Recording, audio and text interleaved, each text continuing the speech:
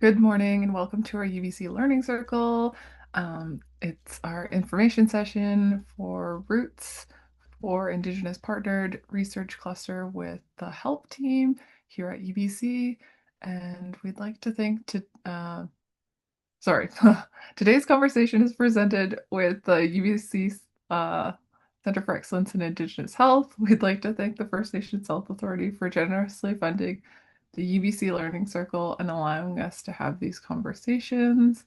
And before we formally begin, I'd like to acknowledge with respect and gratitude that we are joining you from the unceded territories of the Musqueam, Squamish, and Tsleil-Waututh Nations. Feel free to introduce yourself and the chat and the nation you're calling in from in the chat box. And for those of you who don't know me, my name is Soren Squawkin. I am Silk Okanagan on my mother's side and Hickory Apache and Belgian settler on my father's side. I will be the moderator for today's discussion, and working behind the scenes is Cynthia, and she'll be in the chat along with Kira, our program assistant, and they'll just be interacting with you guys in the chat. And finally, before we get into today's discussion, I will provide a gentle heads up that the topics covered may be sensitive or emotionally triggering. So please make sure that you're looking after yourself. And if at any point in time you need to talk to an elder, friend, counselor, or family member, don't hesitate to do so. We have some additional supports in the chat for you to seek. And now I'll turn it over to our guests to introduce themselves. Hello. Thanks, Rain, for having us again. It's really nice to be here with everyone today. It was supposed to rain today, and now it's not, and there's a bit of sun, so I'm really happy about that and kind of soaking it up while we sit here. For those of you who don't know me, my name is Sophie Carrier. I am Métis on my mom's side. We come from Treaty 1 territory in Manitoba, right in the Red River, so St. Boniface, St. Laurent, and St. Pierre-Joli. Um, but I've had the privilege to grow up here on Musqueam, Squamish, and Tsleil-Waututh territory, and I've really loved it. So yeah, I've been in the city for a long time now. I've been working at UBC for what feels like a really long time. I started my role at the Human Early Learning Partnership, what's called HELP. I want to say 3 or 4 years ago now, and it's been wonderful this time and been at UBC for, I think, 6 years as staff. Um, and currently in my role right now, I am a project lead. So along with the team, we run the Roots for Indigenous Partnered Research cluster, which we're going to tell you about today, alongside a couple other projects, which are all kind of called the Roots Collective. And we did some talking on Tuesday about those. So if anyone wants to have a little more insight on what we're doing, that was kind of where we gave a big rundown. I'm super excited to tell you about this work today and happy to see everyone and have you all here. So thanks for tuning in. And I'll pass it along to Aria. Hi everyone, my name is Aria. I'm Lex Geek Eagle Clan of the Gitxsan Nation, and I have ancestral ties to the Haisla Nation and the Hanexiala of the Kitlope area. I've been with Roots for about a year and a half now. So I've had the pleasure of working with Sophie on this project, and now Maram as well. And I'm very happy to be here and to be sharing more about the Roots cluster with you all. And I'll pass it along to Maram. Hi, everyone. Thank you, Serene and the Learning Circle for hosting us. My name is Maram, and I have Palestinian ancestry. I grew up on the lands of the Anishinaabe, Haudenosaunee, and Wendat nations, which is known as Southern Ontario.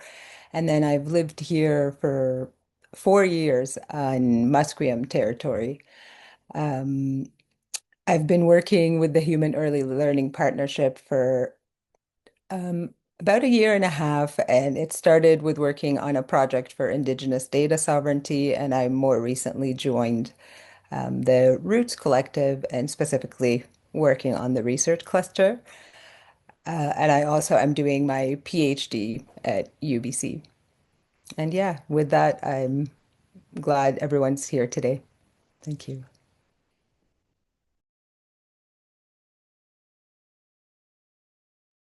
You for introducing your guys' self. We're so excited to learn more about the information session. Did you want to open up the PowerPoint, Sophie? Yeah, we can jump right in here. Let me just Okay, share my screen with you guys.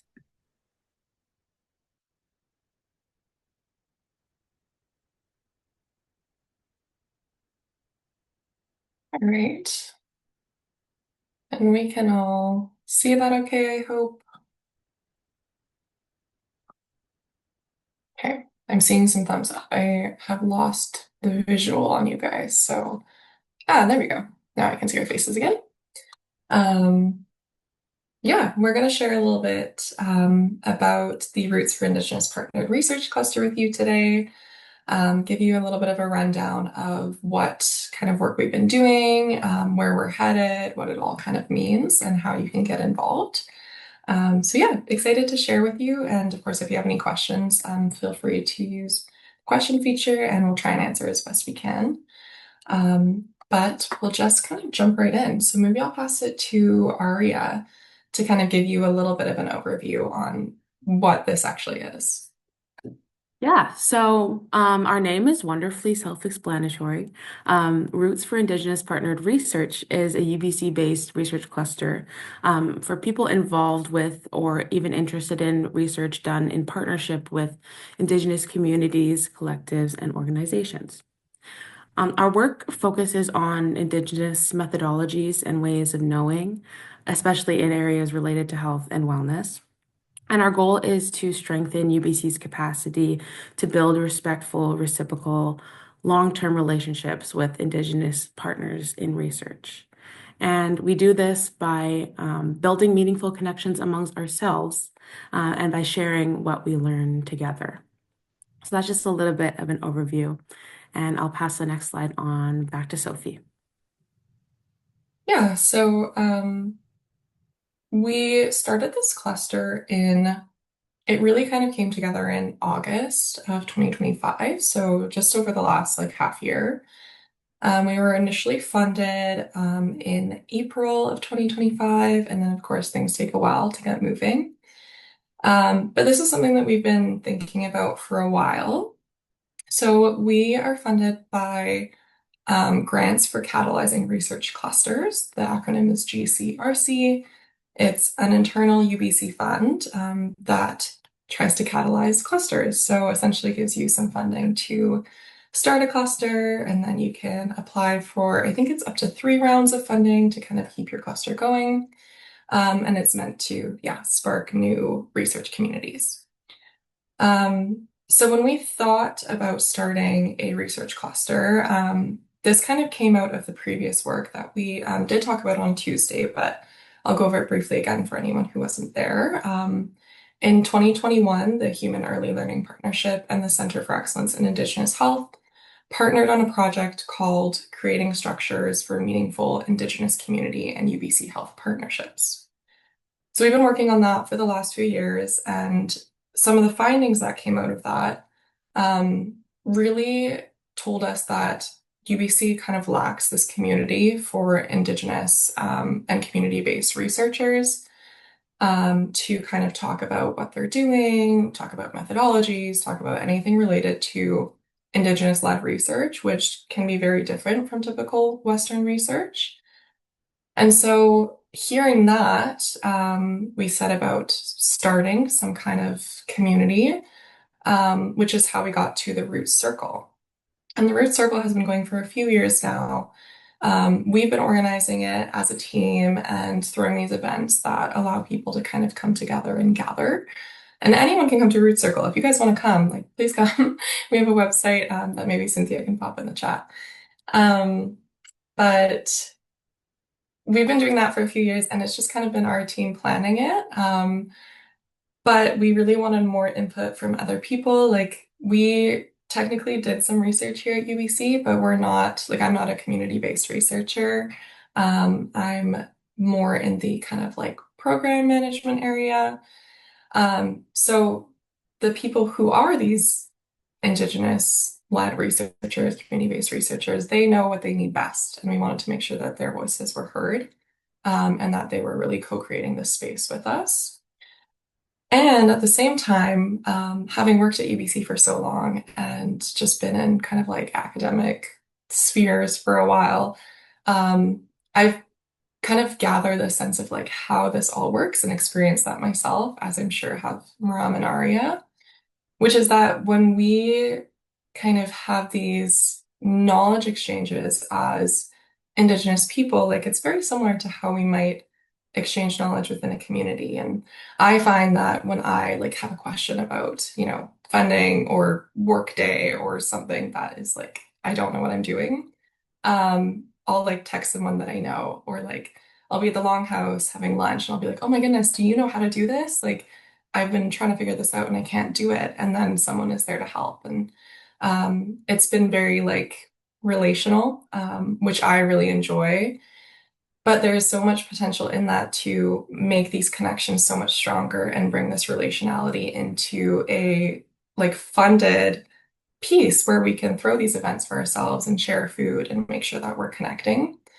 So we were really inspired actually by Dr. Janice and Godet's work on the visiting way, which I think really captures what it's like to do work relationally, both with a community, but also with your peers and your colleagues who are all helping kind of uplift each other. So we really wanted to make sure that this knowledge exchange could be happening and was supported by UBC and kind of like tailored to everyone's needs, and that we could hear those stories of what you guys needed. So that all kind of inspired the research cluster, and then we were very lucky to receive funding, and we've been going for a little while now. I think we started with about 13 members, and we've grown quite a bit since then.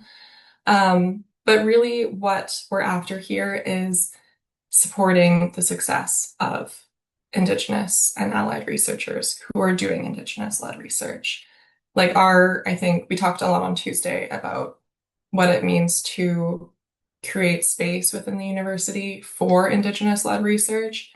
And our success in doing that is really dependent on the success of you all to have these good partnerships and have this good research happen. So we really want to support that. So that's kind of why we're doing what we're doing. So we can keep going here, and I'll pass it back to Arya. Yeah, so a little bit about sort of who is part of the cluster as a member. Our members are scholars from all levels and backgrounds, dedicated to creating a collaborative framework for learning and research, and all the research that supports Indigenous health and wellness. Each member, whether they're a student, a researcher, or a community partner, contributes unique knowledge and experience that strengthens our work together and helps us move forward as a collective. So anyone who's interested in Indigenous-led research and is committed to honoring Indigenous values and protocols is welcome to join. In our cluster, we believe that everyone has something to contribute, regardless of expertise or education level, or any other qualifications that sort of belong to more like Western or colonial values. And with that, I'll pass it on to Maram. Yeah, so this teaching by Elder Dwayne that you see on the screen actually is really, it exemplifies, I think, the values of the Roots Collective, which are relationality, respect, reciprocity, sustainability, and being creative, and also a commitment to the work, to the communities, and to each other. So Elder Dwayne reminds us that my circle is better with you in it. For him, what synergy means is none of us is here as an extra, like Arya was just saying, and the work is better and different because each person is part of it. And the circle reminds us that everyone is seen and has something to contribute. rather than a few experts kind of at the front of the room with everyone else just listening. And the better with you in it part also means that your perspective, your community connections, and your lived experience then bring new things to the circle. So it changes what we may notice or ask or create together. And so, in a practical way, how we see that in the Roots Research Cluster is that this teaching shows up all the time in every meeting, in every event that we have. We co-create projects together. Members who have community-based projects co-create that research and those projects with the communities. And we make time for listening and ceremony alongside of also learning about methods. And everybody's treated equally and with respect. So, like Arya was just saying, students, community partners, faculty are all part of the same circle. So, we're grateful to Elder Dwayne, and it was really beautiful, I think, that Sophie and Arya decided to kind of take this teaching as our approach to collaboration in the cluster. And I'll pass it on, I think, to Arya next, or maybe Sophie. Yeah, thanks, Mom. I love this quote too from him. Like it really does embody what we're trying to do. And like, yeah, I love having new people join our circle. And I think both of you can probably relate to this when I say that every time like someone new comes in, I learn so much more. And like I learned something that I never thought I would have learned. So it's really cool to just have like such a diverse range of voices and like can be students, staff, faculty. You don't even have to be part of UBC. You can be part of another institution or no institution.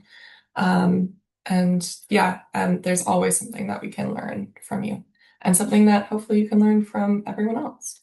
Yeah, we'll keep going here. I'll pass it to Ari, I believe. Yeah, on the screen, we just have some thoughts shared by some of our members after our past gatherings, our meetings together. Um, our intention with the cluster is to foster a community of like-minded people interested in making space for this type of research and for making space for decolonial thinking in the middle of Western institutions. And so far, we've been happy to find that our members have really enjoyed this collaborative nature and the relationality that we try to bring to the cluster.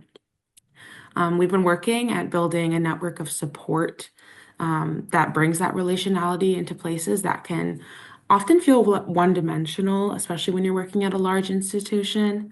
That's something that we talked a bit about in our Tuesday session as well. And so this looks like finding opportunities to collaborate on projects, but it also looks like just being there for one another in other ways, and showing up for one another when we can, whether that's on like an emotional level or just, being there to support or offering your specific skills when you see that someone else needs them. Um, and for students, specifically, we like to emphasize wanting students to have a seat at the table. This is something that our elders often remind us of, the importance of uplifting the voices of young people and of learners, and encouraging those people to contribute and make their voices heard as the leaders of the next generation. And we embody these teachings and we recognize the value of intergenerational learning and passing down knowledge and student participation in the sharing of our knowledge. Um, yeah, and then I will pass it back on to Maram. Yeah, so I joined the cluster right from the beginning as a member before moving into this position, working on the back end of the cluster as well. And to give an idea just to the audience, so my training in all my degrees and stuff, like most of us, I was trained in typical sort of Western research approaches, specifically in quantitative and epidemiology. And so it's been such a gift actually over the last decade as I've learned more about Indigenous ways of being and Indigenous research methods, which are a rich and vibrant selection and group of methodologies. Uh, but yeah, it's been a gift to see that research can be conducted in a different way. It can be grounded in the relationality and in those teachings about interconnectedness. Uh, I think, in a typical, perhaps Western or colonial sense, research can often feel very extractive and almost like an external object, like it's someone's job or but the beautiful thing that you learn as you get to know communities and other Indigenous researchers and people using these beautiful methodologies is that it doesn't actually have to be this way. The research can be co-created through these interconnected relationships between people, between the land and the ancestors.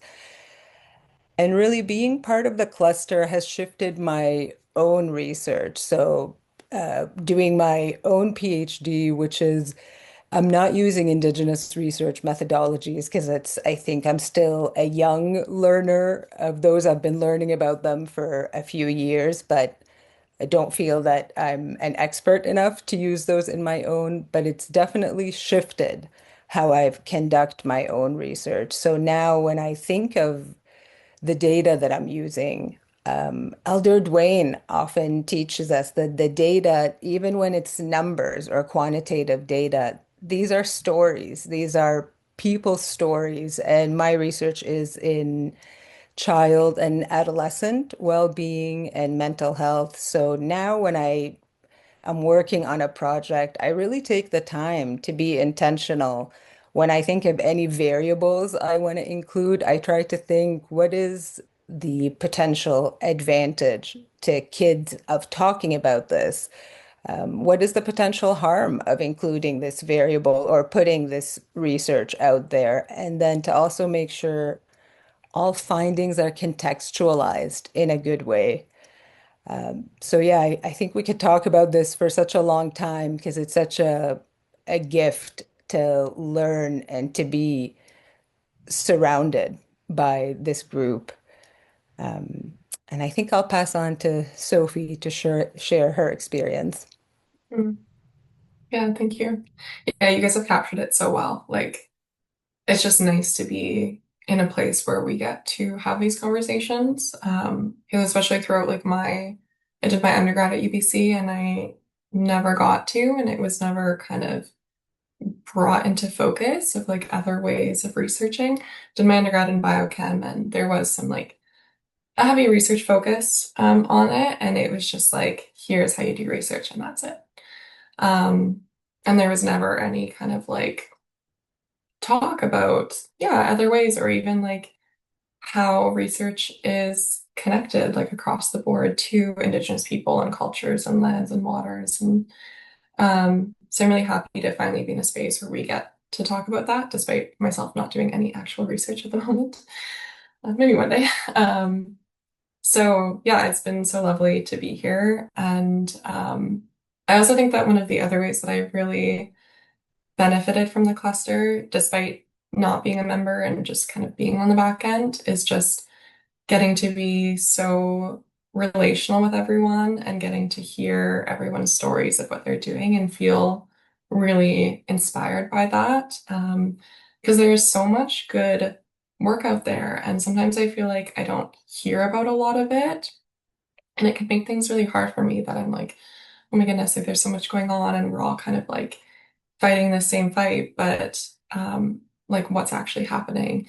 But people are doing such good work and people are making such good progress that when we get to come together and celebrate that, it really fills me with like all of this hope. So I've loved being able to connect with folks about their work. And I've also loved seeing people get interested in this because it's true, we're in like a very new area, like academically at UBC for folks who have not kind of like grown up with these stories. And it's really cool to see people getting curious. And I think like people have said for a long time, like a lot of my elders have said, like, our ways of life, our ways of sharing knowledge, our ways of learning from each other, are so cool. And like we have such an amazing way of doing things that everyone can benefit from. And we've been trying to tell everyone this. But yeah, finally I feel like people are starting to kind of have these sparks of curiosity and wanting to learn more and wanting to engage in new ways. So it's really cool to see people get curious and to see people really dive into the relational aspect and like, especially for people maybe who've never sat in circle before, like one thing that we might do as a cluster is sit in circle. And like when we start all of our events, we start with an opening circle. Um, and sometimes it makes you feel a little nervous if you never had the chance to do that before. And then you just kind of see people relax into it and learn the names of the people around them and not just, here's my position, I teach this, I study this, I do this, but like I'm a mother or I'm a daughter or I'm a cousin, and this is where I came from, and this is where I am, and this is how my story affects how I do research, and how I see the world and how I interpret the world. So it's really nice to feel that kind of like, I guess it would be like a holistic view of research and learning and studying. And it really does like inspire me. Like everyone who's part of the cluster inspires me, and everyone who's not part of the cluster inspires me too. So yeah, it's been really, really nice. And maybe we can share with you, I think, some maybe ideas of what we tend to do as a cluster. And hopefully that'll give you all like a better idea of what it actually looks like to come to an event or to be part of the cluster. So I will pass it back to Maram to maybe share about our first event, which happened this past September. Yeah, so we had met in the summer virtually, but in September we had our first event and it was called Engaging in a Good Way with Each Other. And I think the vision and hope for this event was to really get to know each other. And what Sophie was just actually saying, I think typically especially in academic settings, when we start meetings, we introduce ourselves, we say our names, and then just kind of say what our jobs are or what we're doing as a student. But this event went much deeper than that. So we had our elder there guiding us, and we did 3 rounds of art making. So each round, our elder kind of guided us with a prompt of what they would like us to think about as we're making the art. And then we took time, we sat around a big table together and we made the art with that specific kind of prompt in mind. And then there was the invitation afterwards to go around in a circle and share about the meaning of our own art piece. And at the end, I think we'll show you a picture in the next slide. We co-created this collective piece of art together by putting all of our individual pieces. And so I wanted to share kind of a reflection of how the day went. And it was so beautiful to be able to get to know each other as individuals. At the end of the day, I felt like I knew everybody on a deeper level, and it really helped strengthen us as a cluster and kind of form our vision. I even remember saying to Sophie and Arya, I had known one of the other members, I think for 4 years since I came to UBC, but learned so much more about them in that event in one day than I had in the last 4 years. And I think Arya was mentioning before things like we all struggle with, like imposter syndrome. And those all came up organically as we were making the art. Our elder intuitively knew that some of us, me included, were getting stuck with perfectionism. I was like, oh, I haven't made art in a long time. This is gonna look horrible. And with such gentle care, she gave us all these teachings about like letting that perfectionism go and moving beyond those barriers and getting stuck. And really, these are all metaphors for how research is. We often find there's these peaks and valleys and places where we get stuck. So those teachings all, sure, they just apply to the art, but they actually apply to the work that we all do and the things we face. Uh, and yeah, it was at the Longhouse as well, here on Musqueam territory, and it was just such a great day for all our members. I think all the feedback we had was positive, and it was always so wonderful to be in the company of elders and everyone else. Um, and I'm sure I'm forgetting things, but I think I'm going to pass on to Arya to share uh, their perspective about what the day was like and felt for you.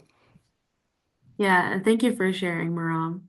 Um, just to add to Maram's thoughts and share my own experience of the day, I think there was a level of vulnerability in sharing my art, um, because what you put down can be quite personal, depending on your mood or how you're feeling or what you want to convey. Um, and that helped me to, sharing that with the group, what I had made me feel closer to the people around me, and helped me felt like I was really getting to know those in a greater depth than just a typical icebreaker. Um, and that type of vulnerability even showed up, like Maram said, with just the making of the art itself, getting over those mental obstacles of like, oh, well, I'm not an artist. And the idea of the day was to just kind of, like regardless of skill levels, just create something, was to create it and then share it so that we can sort of get to know people in a new way. Um, and then something we talked about a little bit before in our first session was the idea of the campfire effect, and how that brings out another like level of comfortability and vulnerability in people.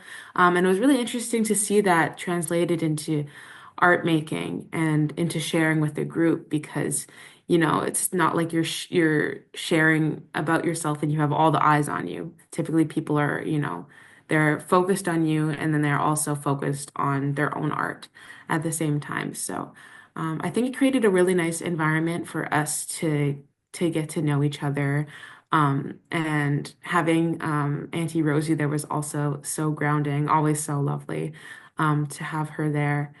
Yeah, and overall, it was a really nice day, and a really good way to start off our cluster um, in a relational way.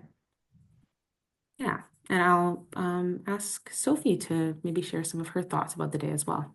Yeah, thank you. Yeah, you two summed it up really well. I totally agree with everything. Like, it was so relational. It was so nice to hear from everyone. And like, I think that really crossed our minds when because this event, when we proposed it as part of our like grant submission, it was supposed to be like a public event that was about like engaging in a good way.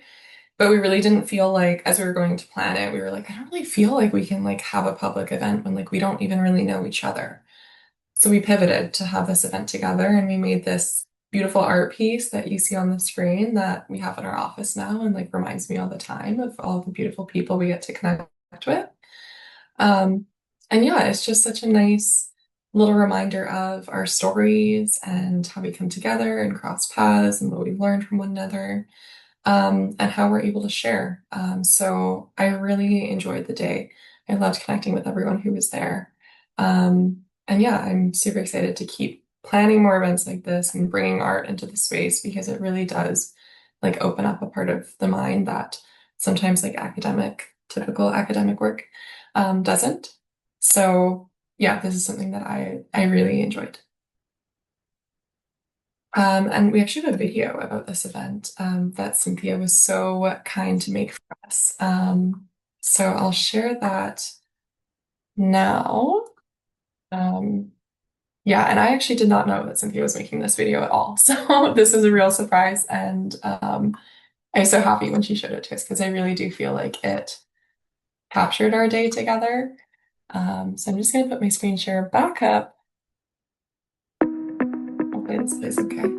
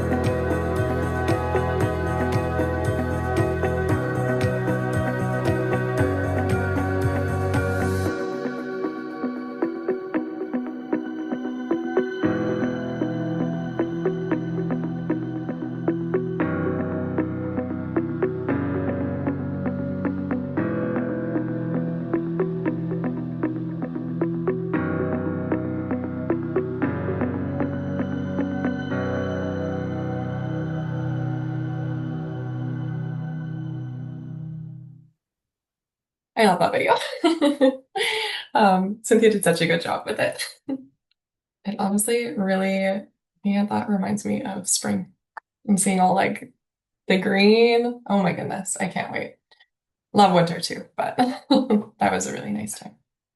Okay, and I think I'll pass it to Maram, I believe, to kind of introduce the second event that we had as a cluster, which was in November. And this one was open to the public. Yeah, thanks, Sophie. Seeing that video actually reminded me how nice the weather was great at that first event, and our elder decided that to do our closing circle outside. And what a great way that was to end the day. So with this second event, like Sophie was saying, it was wider and bigger, and it was open to people who were not part of the cluster but were interested in joining. And it was at the UBC farm. The theme that, again, all the members were interested in for this one was Indigenous methodologies in action. And we were guided by our elder to make medicine bags. So it was a medicine bag making event. So we opened the day like we always do with an opening circle. And then we had our elders guide us in 3 rounds. So each round, they provided not only the instruction of how to start making the medicine bag, but they also offered teachings about the medicines that were going in the bag. Um, and also, it was special because one of our cluster members actually brought the hides that we used to make the bags, the medicine bags from her own community. And so there was a lot to share on that day. And the elders brought some of the medicines that were going to go in the bag at the end of the day as well with them. So we then sat on so there were groups sitting on small tables, but we were all in the same space. And we would get our, instructions of this is how you start making the bag.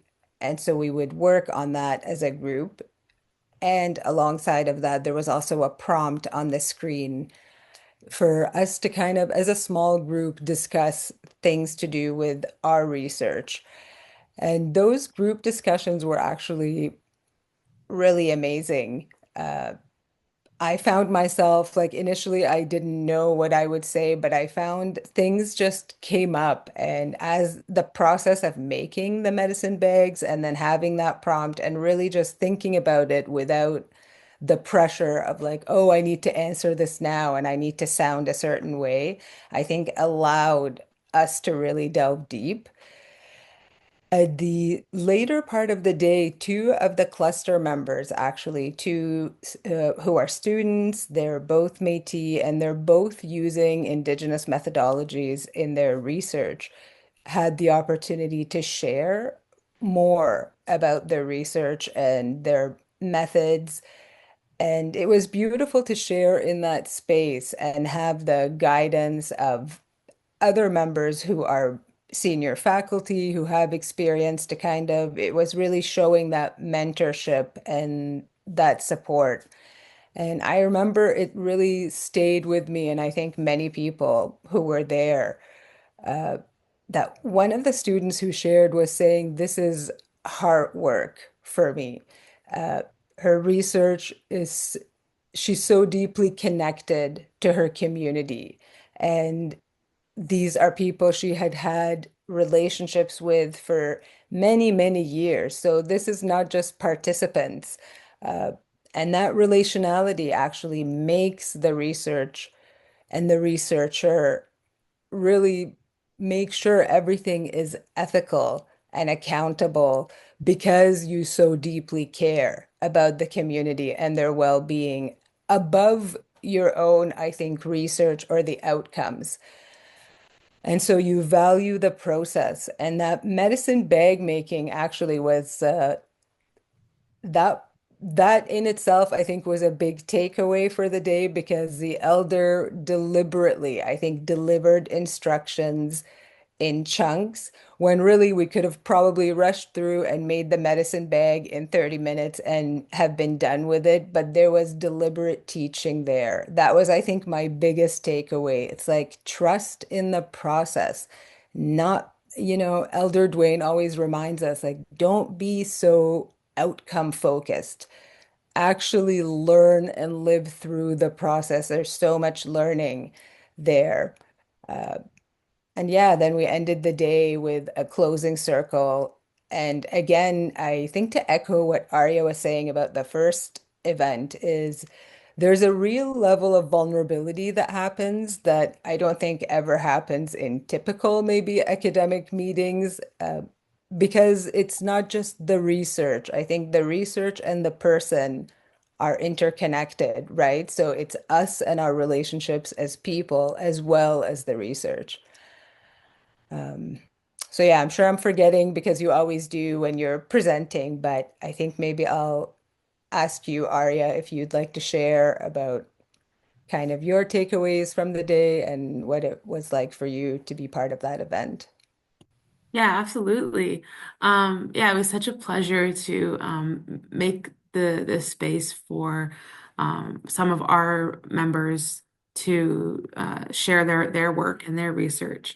Um, and one of them shared a bit about or they talked about art as a form of storytelling, um, and art and sometimes, gatekeeping the story of your art, especially as an Indigenous person, when it's safe and comfortable to do so, it's such a lovely thing.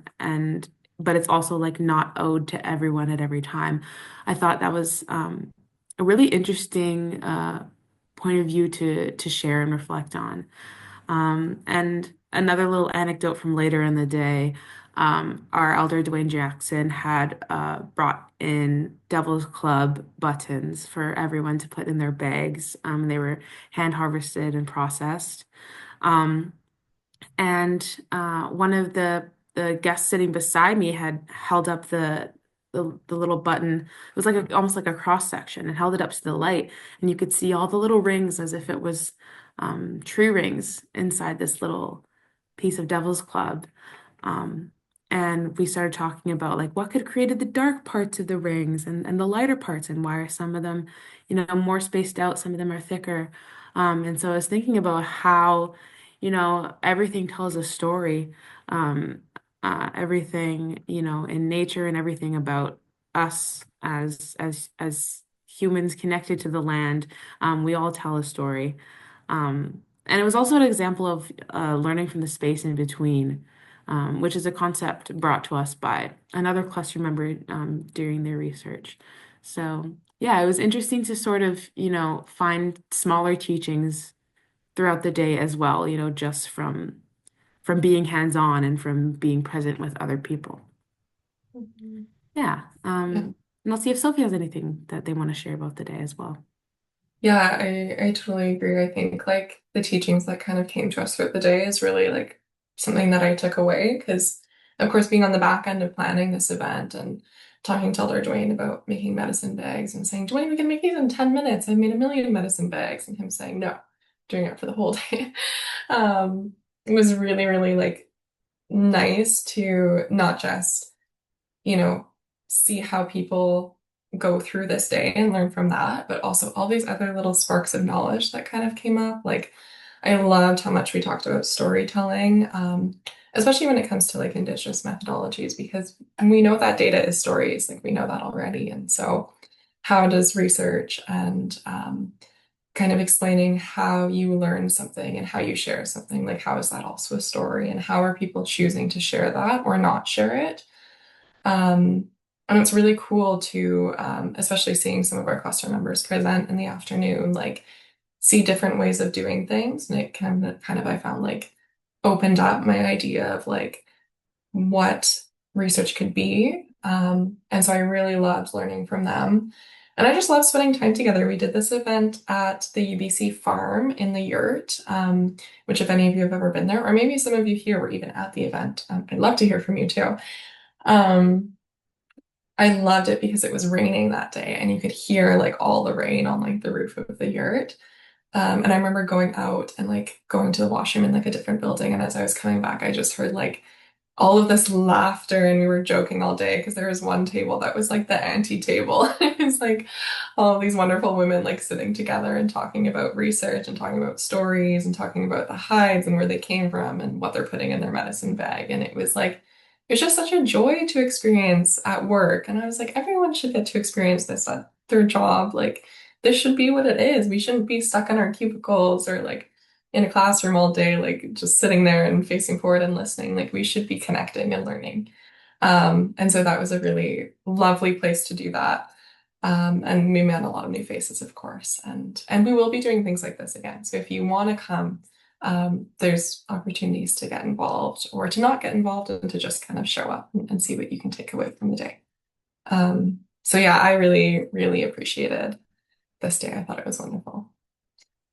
Um, Quickly before we kind of go into how to actually get involved, I just want to do a little bit more, I guess, kind of description of the cluster from the back end here, which is kind of like what are our actual areas of focus? Like, yes, we're here to support Indigenous-led research, but what are we actually doing?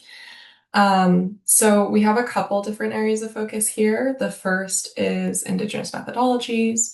we're always trying to do more learning, more sharing about that, especially as something that is not being taught in the classroom a lot of the time, especially here at UBC.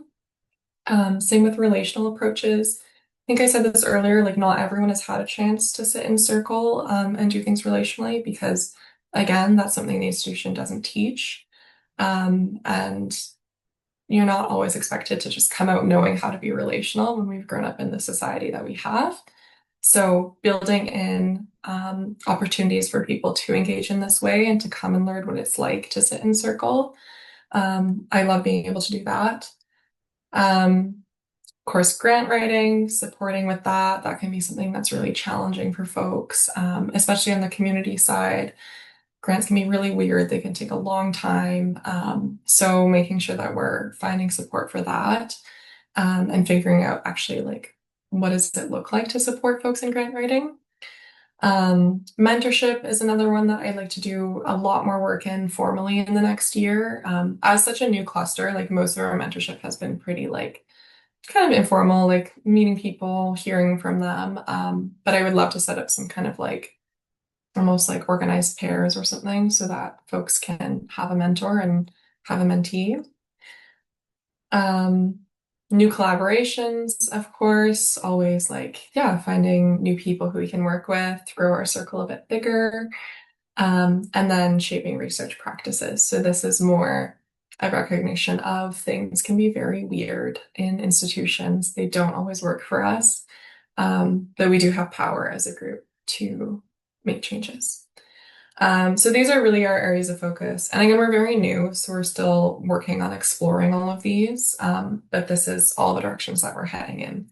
And a lot of our members have certain areas that they kind of like identify with more than others, which is totally normal and cool. You are not an expert in everything and you're not passionate about everything. But it's nice to be able to kind of see who's passionate about what and be able to work with them on that. Yeah, so a lot more work will go into these in the next few years, but this is where we're starting from. So now we'll actually talk about getting involved. So I'll pass it to Maram to kind of give a bit of an overview of what it's like to be in the cluster. Yeah, so as we wrap up, we thought we'd give an idea. So for us, we meet monthly over Zoom for 1 hour. So 1 hour every month. And then we generally have four of those larger events per year. So like the ones we shared with you. But in between those larger events, there's also the opportunity where we like to meet and connect as as a cluster. So we've met for lunch, we've met for coffee, uh, and I think there's the vision moving forward as well that we're piloting. We're trying out a book club, and we're all reading. For those who are interested, those are kind of optional things for members. We're reading a book together that's by an Indigenous author, and then we're going to sort of meet and just discuss informally about it. And to join us, just so you know, you can, if you're associated with a university like UBC or any other university, you could join us as a member, and that you could be student, staff, faculty. And then there's also opportunities, even if you're not associated with a university, but for example, you work uh, in part of Indigenous health or research or in a community organization. You could join us as a collaborator. We have many of our members who actually work in communities. Some work in the Centers for Disease Control, others work in various other places around Vancouver. And if you're somebody who's external to our cluster and you actually run your own cluster or a similar kind of initiative and you would like to work in partnership with us, again, to align with the Roots cluster values, you're welcome to also join us as a partner, and then we could have that reciprocity of supporting each other. Yeah, and these kind of like ideas of like how you can join like member, collaborator, partner. That's just kind of like how you're identified like on our actual like grant. But honestly, like I can't even remember who's a member versus a collaborator versus a partner. Like everyone is just part of the circle. So although we will, if you want to join, we will ask you kind of like in what capacity you want to join.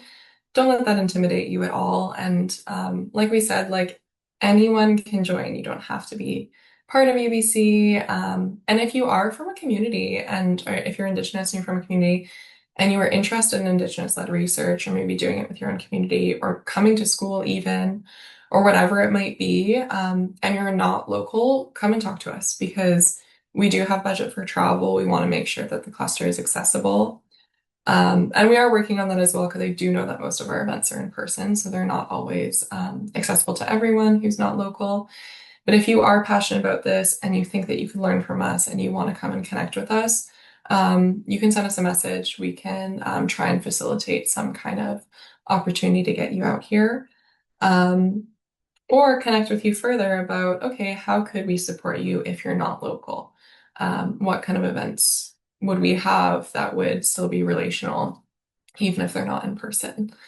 So that is something that we're definitely exploring in the next year, and we're so open to hearing from people about what they actually think about, like, how can we form these connections despite not everyone being on these lands?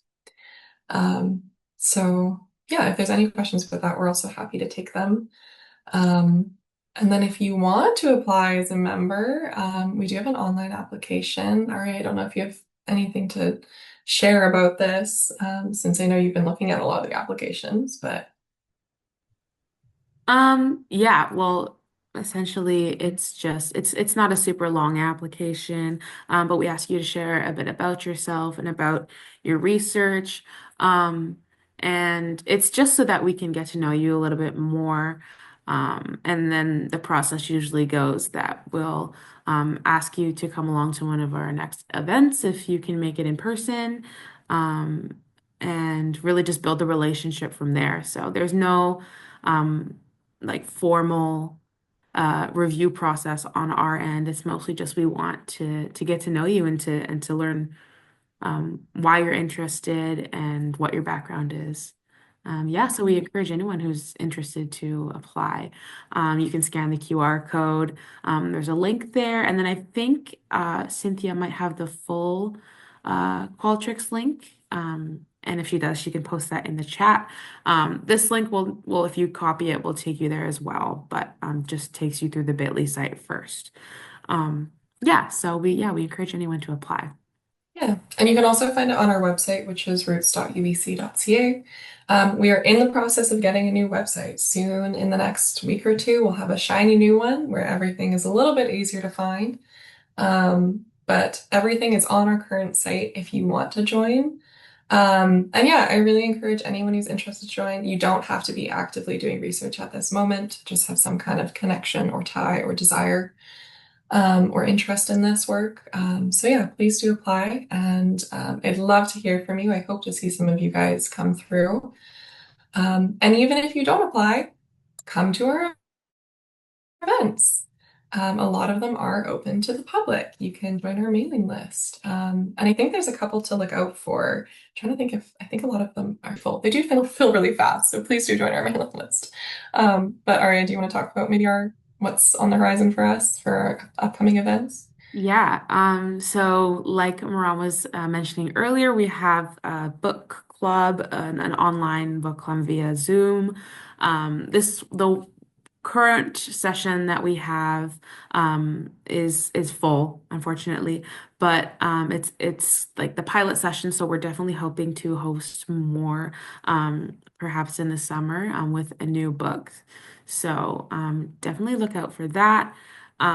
You can keep in touch with us and stay updated on our future events by joining our mailing list using that link there. Um, and for cluster members coming up, we have our winter wellness retreat. So that one's closed to the public. That'll be for us members to um, spend some time focusing on our spiritual and emotional wellness together, and then also action planning and envisioning for the future of the cluster. But we also are looking into planning more spring and summer circles that will be open for everyone in the spirit of community building. and knowledge sharing. So definitely keep an eye out for that. And if you want to stay updated, please join our mailing list. Mhm. Yes, I hope to see you all join. Come to our events, spend time with us, and yeah, it's just nice to see new faces and have you there and be able to share what we've done with you because I love doing it for work. I love coming to these events, so I hope that the rest of you do too. And then we do want to leave a bit of time for questions, but I'll just give a quick little insight into kind of where we're headed in the next year because we've applied for more funding. We're waiting to hear back about that, which, if we get it, fingers crossed, will secure us for another 2 years. It's really important to plan for sustainability in this work. So we'll be growing the cluster both in members and in programming, having events that meet your needs, having more support for members, and broadening our circle, as well as looking at further opportunities to secure more funding and make sure that we are sustainable and that we can be here for members, as well as collaborating with others. So if you're not interested in being a member, but you are interested in collaborating with us in some way, we're always open to new collaborations. We do feel like we're stronger together. So yeah, we're totally happy to connect with anyone who thinks they may align with us and maybe co-create some events. Who knows? Yeah, so we'll put these two links back up on the screen and maybe those can go in the chat too, or just the link to our website, which Cynthia, if you don't have it, I can paste it in a second here. But yeah, thank you everyone for listening. And if anyone has any questions, we are so happy to take them.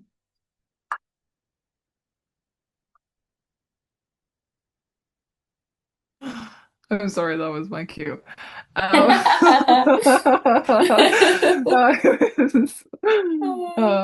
was zoning out there for a second. That was so amazing. I loved seeing all the pictures, the video, and just learning more about the cluster. I know we kind of learned a little bit from the last session, but kind of going a bit more in depth today was, I think, just answered a lot of some of the other questions that we had from the last session. So, but here's a few that kind of came up again, and I know we briefly talked about this at the last one, but were there any institutional barriers that impact or have impacted your guys' work along the way? Yeah, I mean, definitely with this work, there's always going to be an institutional barrier. We've learned that. Um, Yeah, I think some of the barriers for this are, first of all, funding, always a big one, finding funding to make sure that these events are sustainable, especially with relational work. It moves slower, and that's okay, but it sometimes means that if we get a grant for a year, half the year is spent prepping and making sure that everything is going to be, started in a way that we feel like proud of and that we're happy with and that we have a good foundation. So a lot of funding doesn't actually fit the needs of Indigenous events and initiatives. Surprise, surprise. That's not news. Um, but yeah, so we're trying to work around that and make sure that we can do the best we can with what we have. So that's definitely a barrier. I would also say, kind of like timing is one. Like, we're obviously all really privileged in our jobs that we work like right in this work, and we know that sometimes you need to take a day to visit with people. But not everyone has that privilege at their job. And so our workshops are long. They're usually like 10 to 3, 10 to 4 maybe, because there's just so much visiting. And trust me, they fly by. Like they feel like they're like 10 minutes. Um, but I do recognize that it's hard for people to book off a full day to come to something. And we're looking into like what we could do. Can we have shorter? But sometimes it just doesn't work. Like if you need to do an opening circle and you need to have lunch together and you need time for your elders to speak, like you need time. And so really working with folks to make sure that they're accessible, but that they also adhere to like our protocols and the way that we run things is kind of tough to merge. And then I would say also just like, yeah, location, like not everyone is here. We really would love to be able to have everyone in person, but it's not always possible. And we're lucky to live in a world with Zoom, but I'm sure many of you understand like it's not always the same to be relational over Zoom. And so trying to merge those two worlds can be tough as well. Yeah, I'd say that's what comes to mind for me. I don't know if Arya and Ram, if you have any added thoughts. No, I think you summed it up quite well. Those are the main points that I would hit as well. So thank you, Sophie. Along with that, like kind of on the institutional, have you guys had any plans or opportunities to expand your network to either UPCO or some of your other distributed sites? Yeah, that's a good question. I would love to expand to UBCO and other distributed sites. We have only been a cluster for, well, I guess technically almost a year, but we've really been like, we started like a good 6 or 7 months ago. So it's something that I would like to do in the future. We just have to figure it out with funding and travel and who we can connect with. So if you are from UBCO or a distributed site, I would love to hear from you so that we can build those connections and build this work out. And I actually believe that one of our kind of promises as a initiative that's funded by UBC is to come back to them with a lot of our learnings of how we set this up in the way that we did. And so I'm hoping that, when we kind of go through this process and document our learnings and figure out how to share those, that we'll have a good base of resources that folks can use so that you don't need us or our team to start a similar initiative, but you can learn from our mistakes and you can learn from what we kind of figured out along the way. So something like that will come eventually that I hope will spark similar initiatives in other places. But yeah, absolutely reach out to us if you're from a distributed site and you want to connect. Thank you. And would this application also be for a collaborator, or is it more so just a member? It's for anyone. Yeah. Yeah. So through the application, if you click on it, you'll see that there's an option to select like how you'd like to be involved. And I think the options are like, yeah, member, collaborator, partner, or in another way. And you can kind of describe how you'd like to be involved. So it's for anyone. Cool.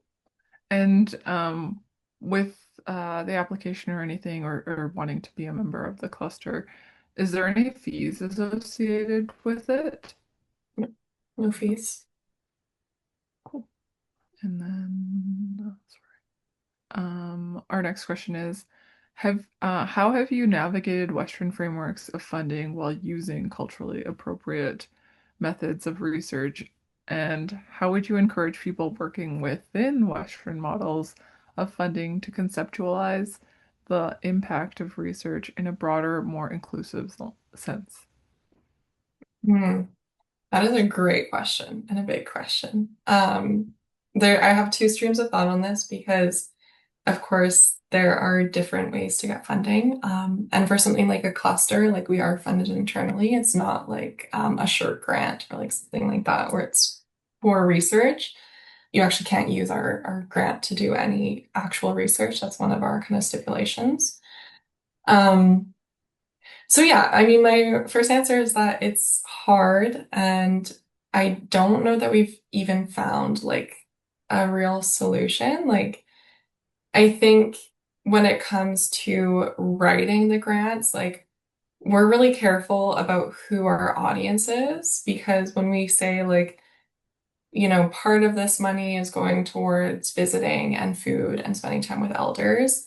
We know why we're doing that and we know why it's important. But the people who are reviewing it don't necessarily know that. And so being able to go into detail on like why this is important has been really helpful for us and just making sure that whoever is on that reviewing side has the context to know like, oh yeah, this is really important for the research and like I see why you're doing this. And I'm hoping that that will become easier as more Indigenous-led research is published and shared and uplifted and celebrated, that people will kind of like clue in, like, this is really important. Um, I'm sure our cluster members would have more ideas on how they got their research funded because it is really cool to see them get projects that are like arts-based or using Indigenous methodologies or that involve so much visiting funded. And I would love to run like an event in the future, like surrounded or around like how do you actually navigate funding systems? So I'm sorry that I don't have like a full answer. Mhm. But what I can say from our end is, yeah, like being really specific in what you're writing and making sure that it's communicated, like the importance of relationality and of using the funding for whatever it is. And yeah, just kind of like, I think unapologetically, like going forward with what you're doing. Like, we know why we need to spend our money on this. We know that it's important. If they come after me in the future, I suppose I'll cross that bridge when I get to it. But yeah, like we know why what we're doing is important. We just have to communicate that. Cool. And sorry, I had a question now. I'm blanking on that. Would it be because I know you're updating your website and stuff, and if you do a gathering down the line to just ask some of the cluster members about funding, would you kind of update some resources pages on your website or anything for any members that um are curious also who are doing Indigenous-led research? Yeah, so currently the way we have it laid out on our website right now is under one of the tabs. You can kind of go in and see our previous events, and then you can click on them and it will take you to the resources from that event. For a new website, we're having more of like a database system, so you'll be able to like filter by event or by type of resource. And so whatever we have from that event, if it's able to be shared, we will put it on the website. So if you miss an event, but you still want to like, kind of see what we learned, usually we have some way of expressing our learnings that will go on the site. Um, so that would be one way to, I think, keep in touch with like what's going on without actually being there is just, reading our kind of, we write a lot of like summaries of the day and like how it went. And then sometimes we create graphics of the day and like our learnings, which are really like they're usually posters, which are fun to look at. Mhm. And then we'll link like if any presenter like allows us to share their work, we'll link like their presentations. So that will all be available on our, it's available right now on the site. It's just not organized in the best way, but it will be in the database in the new site, which will have the same domain. It will always be roots.ubc.ca. So one day you'll go and it'll be shiny and new. So don't worry about missing it. Mhm. Cool. And with the clusters, have you guys noticed some sort of themes amongst the current clusters, and have they focused on like sorry, can you give some examples of themes the current clusters have focused on in their research? Like cluster members Yeah, or sorry, your, cluster members, yeah. yeah. Yes. Yeah, no, all good. I mean, everyone's doing like a lot of different things. Like, um, yeah, like there's a lot of like, obviously we're in kind of like the health sphere. So everyone is kind of doing something related to health, but we have a very broad definition of health. And yeah, people are doing like work partnered with communities, research with their own nations, a lot to do with health and wellness. And yeah, I'm trying to think of like specific. Yeah, I'm hesitant to share people's specific work without their permission. But yeah, I don't know, Aria and Ram, do you have any kind of like general idea of like the main themes we tend to see? Yeah, I can like we have it's a broad range. So we have some members who are engaged in like health delivery, so the actual healthcare system and how that can be done in a good way and how to bring Indigenous teachings into that, including some diabetes research. There are members who are in early childhood education, for example, and curriculum development. And some are in sort of the general area of substance use and mental health and well-being. So yeah, and I think part of the one of the questions was for a researcher doing Western research and how they can kind of have more inclusive research. I would say the first step would be to learn about First Nations cultures and Inuit cultures and Métis cultures. And more practically, in terms of research, there are things like OCAP training, which is offered by the First Nations Indigenous Governance Center. And that really then talks more about data governance and how you can conduct research in a good way and in an ethical way and in alignment with those data sovereignty kind of frameworks. Yeah. Awesome. Thank you, Maram. Um, and for any of the allies that may join your guys' cluster, how do you ensure the allies um, are culturally safe within the space before entering? Um, uh, yes. Mhm. Yeah, it's a great question. I don't think there's any like test of cultural safety for you to be able to come. A lot of what we ask, like in the application, is done quite relationally, and so you can learn a lot by how someone introduces themselves. Um, so that I find is like a little bit of a guide of us like getting to know someone when we're bringing them into the cluster. We're also like really open to meeting people for coffee. And so if we're like, oh, we didn't learn enough about this person from their application to be able to like confidently welcome them, then it's like, okay, let's get coffee and let's hear more about you, and kind of learn where you're coming from and what your intentions are. Um, and I think when it comes to like the cultural safety point, like a lot of people who are engaged in this work have done some form of like cultural safety training.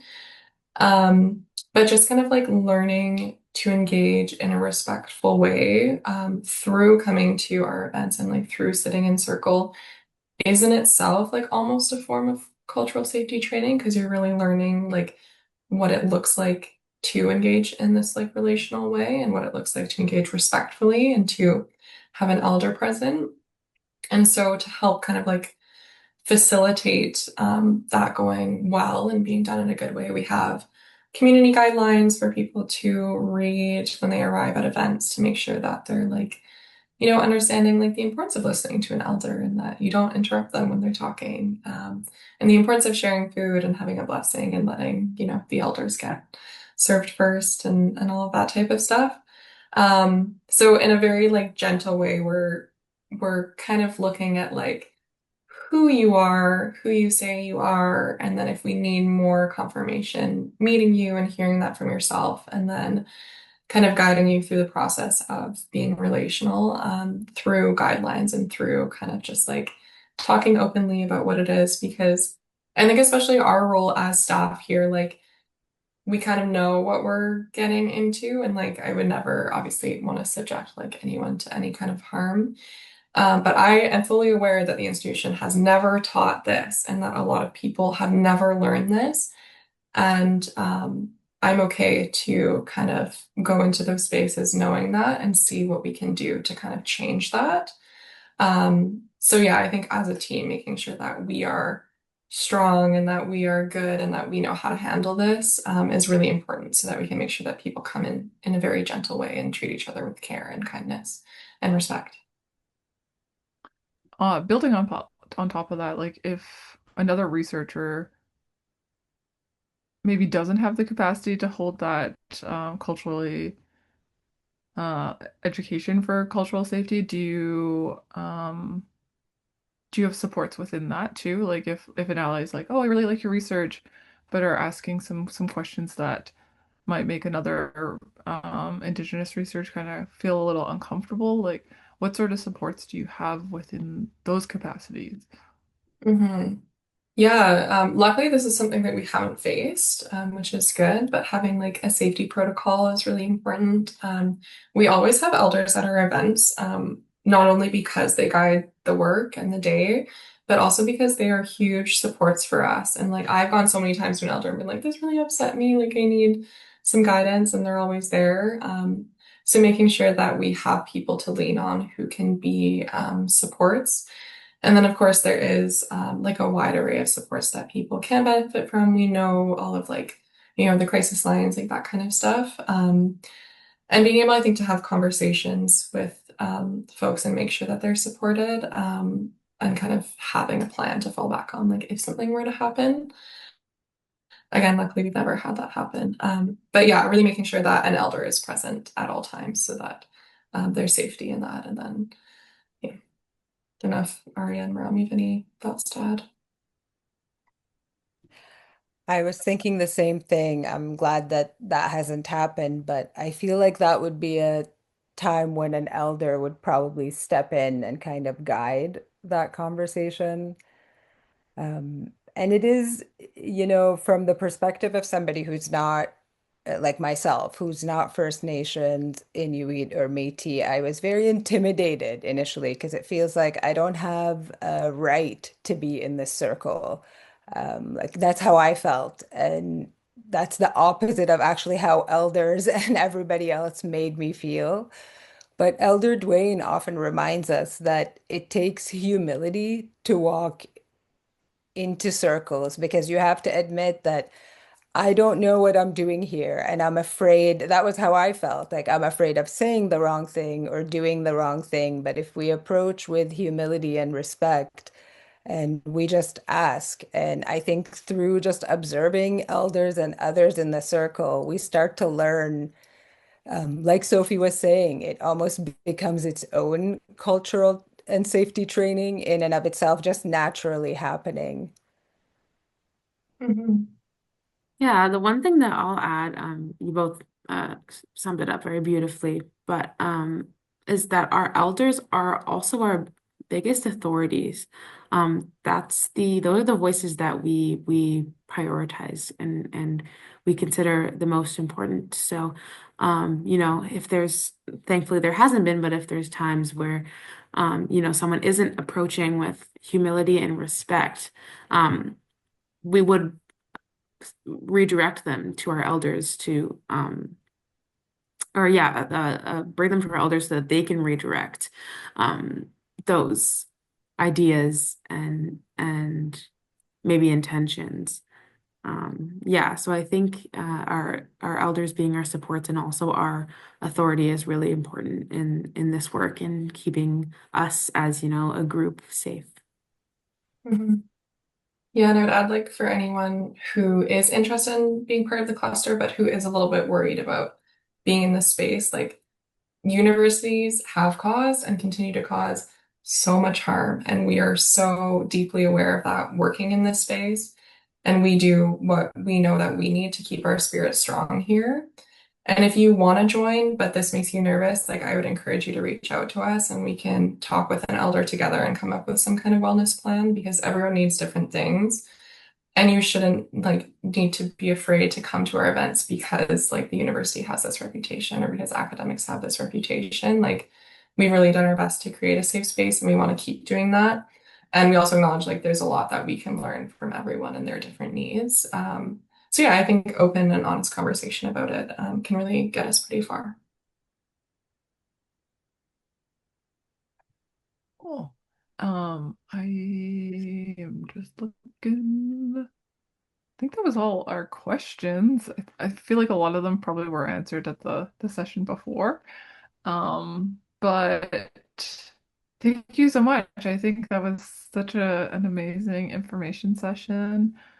I think learning more about the cluster and just having more insight about your guys' experience, or even just sharing a little bit more about some of the members' experience with the cluster and how it's evolved so much over the course of the time that all of you have been there is really cool. It's cool to hear how it's going, and I really hope that your guys' funding keeps going and whatnot because it sounds like it's really making an impact here at the university. Thanks. Yeah, I Um, appreciate that. yeah. Do you guys have any closing remarks before we end this webinar?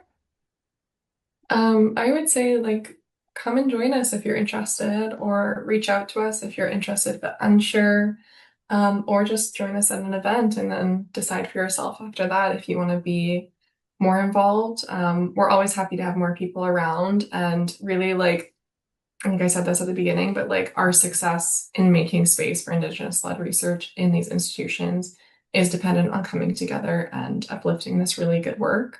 So our circle is always stronger with someone else in it. And I think together we really have a lot of power to make change. And we're seeing it happen slowly, even if it's just in our little spaces to start. So I encourage you all to come.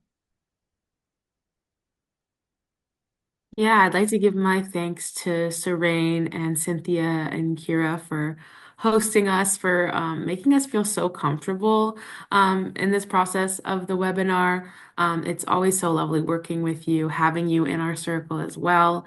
You and the whole office of the center are such an important support for us. So yeah, it was really nice to be able to dig a little bit deeper into the cluster specifically, talk about some of the work and reflect on our past gatherings a little bit. Yeah, so like Sophie said, if you're interested, you can contact us. You can apply to become a member. Um, we love growing our circle, and we hope to see more of you at our events. So thank you all so much. Thank you. Yeah, I echo everything Arya and Sophie said. Thanks to the Learning Circle team and even for everybody else who has taken the time to learn about our cluster and tune in. We appreciate it. Thank you so much. Thank you. You guys are so great to work with. I know it's always nice to see you guys in the office, and I'm so glad we finally got to have you guys on the learning circle and talk about the cluster and just hear a bit more about the experience of it. And yeah, so thank you to um, all of you for coming on, and then thank you to all our guests for joining us today. I know we had an amazing discussion and just learning about how to do Indigenous-led research and how to find a good network and whatnot. And yeah, so thank you. And just before we end the webinar, we'd love to bring your attention to our upcoming webinars. We have Dr. Sarah Connors back, and she will be talking about life stage transitions and hormonal change. This is an inclusive Indigenous perspective on menopause. That's on February 25th, 2026. And then we have, that's Pacific Standard Time, 10 a.m. to 11:30 a.m. And then we also have Grief and Loss, Healing Indigenous Hearts. And that's on March 5th from 10 a.m. to 11:30 a.m. Pacific Standard Time. All of our webinars are free to sign up for at our website on www.learningsircle.ubc.ca. And yeah, our newsletter is going to be in the chat. So if you want to sign up, feel free to sign up and we will send you our latest Learning Circle webinars. And yeah, thank you for everyone for joining us today. We look forward to seeing everyone at our next webinar. Lim, thank you.